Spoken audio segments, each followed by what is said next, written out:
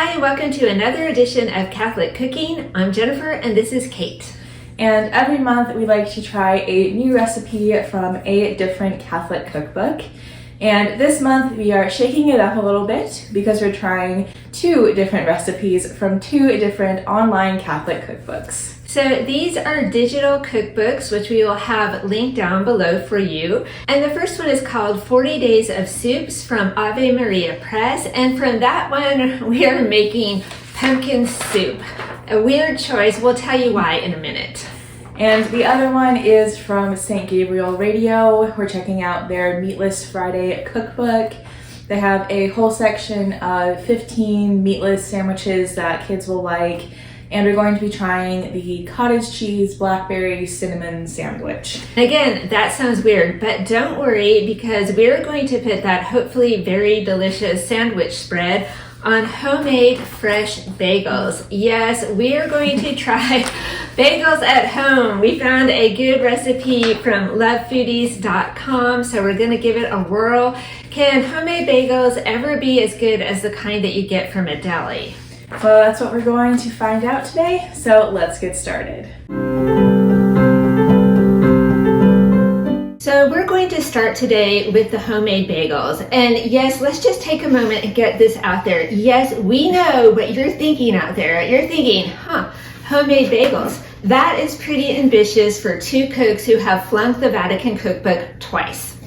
Right, but it seems pretty manageable, and if it turns out well, like all the reviewers say it does, then it'll be worth all the time and effort, right? That's what we're hoping. Okay, so this one, the recipe doesn't look very hard. It just does take a little bit of time, so we're getting an early start. And this one does have a secret ingredient, which is very interesting, potato water. So we're going to see how that all pans out. So to make this one, you need flour, oil, salt, eggs, potatoes, yeast, and then optionally sesame seeds or poppy seeds if you want to put them on top. So first we peeled the potatoes and then diced them up and boiled them until they were cooked with the Bagels' help, of course. Then we strained them out of the water and then just measured out the 2 cups of potato water that we needed. And we put those in the mixer to cool, and then added the oil and the eggs, and then whisked those together. And then started adding in all the flour, using the dough hook to mix that together. Then we transferred that into a separate bowl and covered it in plastic wrap. So that rose for about an hour until we turned it out onto a floured surface. And then we divided it into smaller sections. And then started rolling out the strips of dough and shaping the bagels. And then we covered those again and let them rest for 15 minutes. Then we put those into the boiling water and cooked them for a minute on one side and then flipped them for another minute.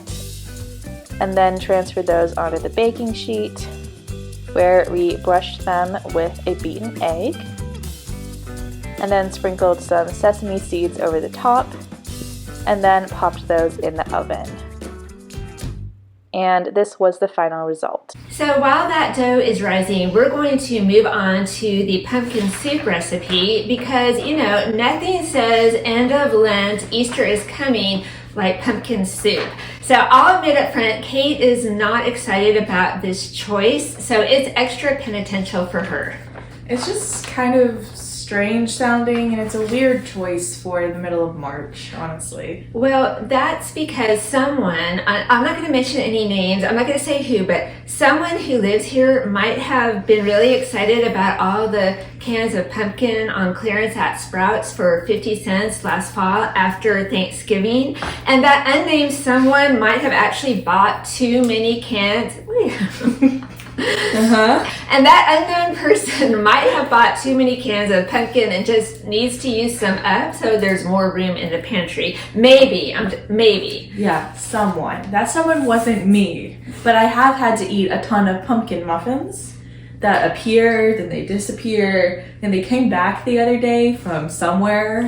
I don't know where they went. I don't know anything about that. I have no idea what you're talking about. There's still one over there. So we're moving on to the pumpkin soup recipe. Again, this is from Ave Maria Press online. And this one is interesting because not only do you get a soup recipe for all the 40 days of Lent, but you also get a different reflection, a Lenten reflection from a different Catholic source. And I know that you're all going to want to run out and try pumpkin soup. It's recipe number 27. So to make this one, you need sugar, half and half, your pumpkin, salt and pepper, butter, an onion. You'll need chicken broth. Then you need curry, nutmeg, and bay leaves. We're breaking out a brand new thing of bay leaves. Yes, a new jar. This will probably be around when I'm 30, but you didn't hear that from me. So for the soup, we started by melting the butter and then adding the onions and sauteing those. Then we put in the water and the chicken bouillon cubes for the chicken broth, and then added the pumpkin. Then we put in the spices like the nutmeg and the curry, put in a bay leaf, and let that simmer. And then transferred it to the blender and pureed that together. Then we put it back in the pot to reheat a little bit, added in the half and half, and then just stirred it together and added salt and pepper to taste.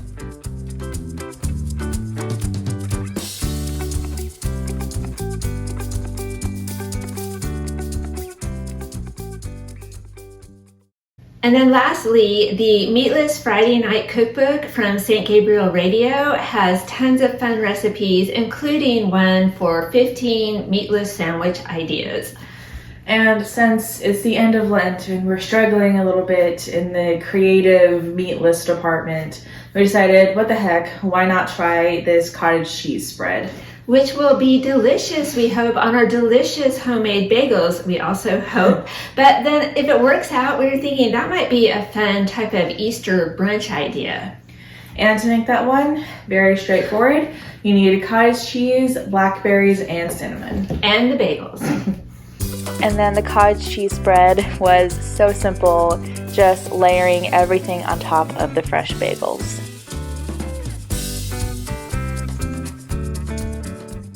Here we are at the moment of truth. We are going to try our pumpkin soup. It's said to garnish with parsley, but you know us, we never have parsley, so we're just going to try it as is. Smells good. Mm-hmm. Ooh, that is good. Yeah. It's very good. The spices seem to be just right, a nice balance between the curry and the Nutmeg, yeah, between the curry and the nutmeg and the salt, pepper, bay leaf, it all works together. It didn't need a whole lot of salt, but it is very good. I'll have to revisit this one in the fall for sure, but definitely a winner if you need to use that extra pumpkin. Turns out that it's not very penitential to eat this after all. Okay, here we are, bagel fresh out of the oven. We are absolutely going to try it while it's still hot. Okay. Oh my goodness. It looks like a real bagel. We'll see how it tastes.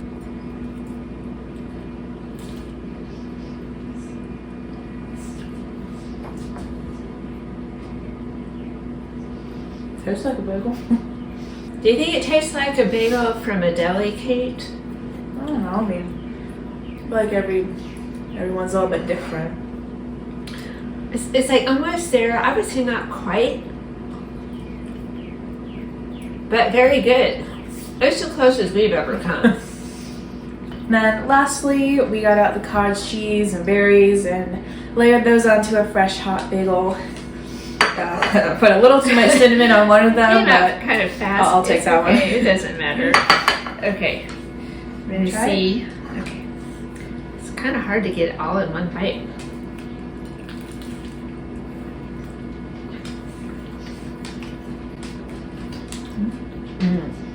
good. That is good. The sweetness of the blackberries and the cinnamon with the cottage cheese. It's good. For sure. Good stuff. Okay, so we had 2 successes, right, today with both recipes. The bagels turned out pretty darn good. And so did the soup. A surprise. Yes. It was very good. So which one was better? I don't know. It's hard to say because they're very different. Yeah. The bagels, I don't think, they're not exactly like you would buy at a deli, but they're really, really good. For homemade, they're really good. Not quite there, but still excellent. Excellent, yes. And then the soup was surprisingly also very good. Right. The directions left out when to use the half and half. So as you saw, we put it in at the end, and that worked out. But we lost some points over that one. The bagels, we saved some of the potato water. We saved enough for 2 more batches of the bagels. So I think if we want to do it again, that will really save time. So we'll just freeze the potato water. Hopefully that will work. We'll see. Yep. And then the cottage cheese berry mixture, it's good. It's good. It's not very sweet. It is sweet with the berries and the cinnamon. The cottage cheese is not sweet. No. You can maybe drizzle it with some honey. That would be really good. There's room for more sweetness on there if you would like. There you go. Well said, Kate. Well said. All right. So that was our Catholic cooking for the month of March. If you have a better bagel recipe to share with us, let us know down in the comments. We might try it. Yeah. So we hope you enjoyed today's video. Thank you so much for watching, and we'll see you next time. Bye.